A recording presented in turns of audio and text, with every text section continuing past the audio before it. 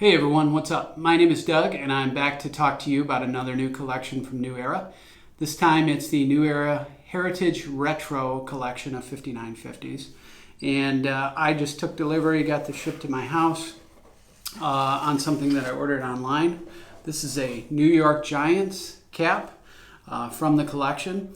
And first off, I think the first thing I would say about this collection would be that this seems to be an answer from New Era to some of the increasing popularity or presence of other caps out there from other manufacturers that are recreating sort of the throwback from earlier baseball era caps, such as Ebbets Flannels or Ideal Cap Company. There was a couple of things that jumped out at me right away between what I read in the description online and what I actually got in the cap. First, it said it was a high crown.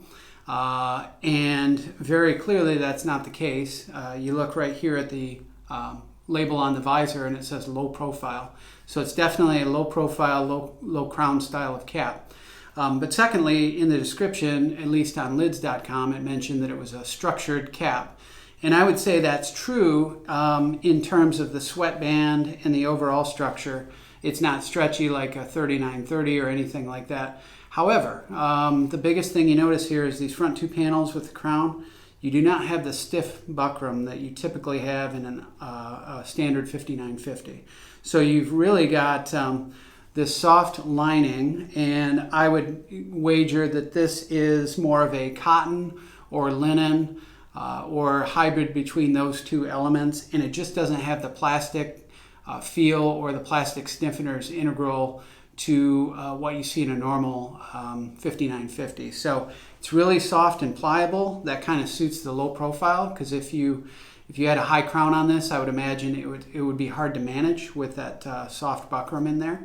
So anyways, that's kind of the overall rundown of my first impressions. Taking a look at the front here, logo. First thing I noticed is that this is a very flat stitched logo. Different than the kind of volume or the projected logos that can get pretty high on current 5950 caps. As we spin around the other part of the outside here, on the back you got the standard MLB logo, although it does have a slight difference. Its border, which is in red on this cap, has a very sharp square corner, which is different than the radius corners than you get on current caps. So that's another maybe signal that this is a heritage collection cap. And then also the standard New Era flag appears on the side.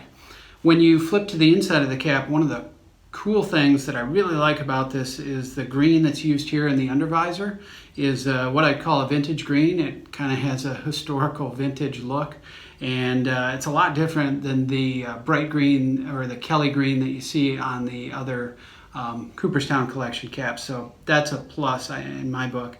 Also, the seam tape and the sweatband are both kind of this cream color. And as we saw with the Retro Classic 5950 that was brought out recently, they went to all white again, seam tape and sweatband. Here they've got this kind of beige or cream color, and I think it's kind of nice too. It kind of fits that vintage look. So the other thing, going back here to the interior labels, there's a really cool Heritage Series logo right at the back. And then nice size label, which is a little bit more of a throwback design. And then also this seems to be branded right into the ever expanding Cooperstown collection that New Era runs, where caps seem to come and go out of that collection all the time.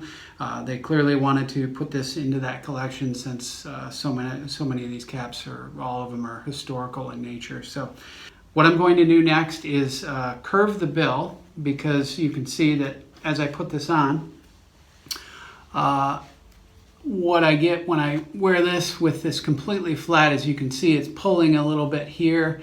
You can very much tell the softness in this front two panels here without that stiffening buckram underneath there. You just got the soft buckram here. And so I think when I curve the bill, I'm going to get a little bit more conformance to my head. So I'm going to go ahead and steam and shape this a little bit, and then I will come back and let you know how that goes. Okay, so just doing my normal steaming of the visor to get this curve in there, and also I wore the gloves so I could beat out some of these wrinkles here. Just going to steam that, get the wrinkles that came shipped in the cap. And bathing those in steam to get those pressed out. All right, so this is the completed cap. I curved the visor. Didn't really have to do anything else. The shape and size was actually pretty good, so I did not have to stretch it at all. But overall, the only other thing that I forgot to mention in the open was that all these caps are 100% wool. I think this is not a cap style that I'm used to.